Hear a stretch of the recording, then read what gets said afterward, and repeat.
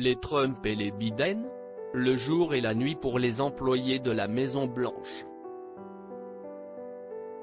En janvier dernier, Joe Biden était investi 46e président des États-Unis, succédant ainsi à Donald Trump. Un changement radical pour le pays, mais aussi pour les employés de la demeure présidentielle, qui n'ont pas mâché leurs mots pour parler des dernières heures du couple Trump à Washington dans les colonnes du New Yorker. Avant de s'envoler pour la Floride et rejoindre leur demeure de Mar-a-Lago, Donald et Melania Trump avaient ainsi réuni dans une pièce tous les employés afin de les remercier pour leur travail pendant 4 ans.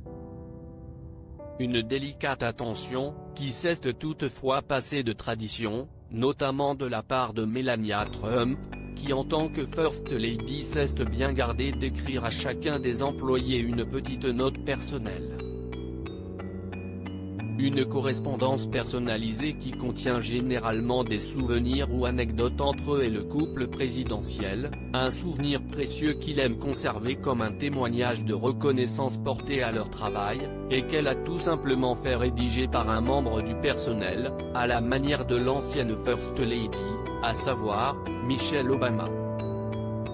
Des concierges travaillant 24 heures sur 24 si les Obama n'avaient jamais eu de personnel de maison auparavant et demandaient de l'intimité au personnel de la Maison-Blanche, Donald et Melania Trump semblaient parfaitement à l'aise avec cette particularité, et traitaient même leurs employés comme des concierges travaillant 24 heures, rapporte le New Yorker, relayé par People.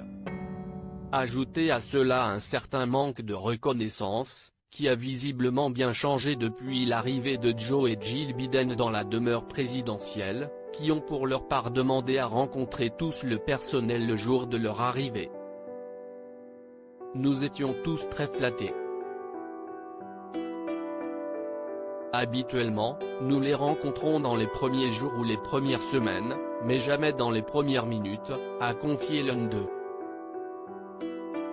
Une nouvelle ère semble donc s'être ouverte entre les murs de la White House.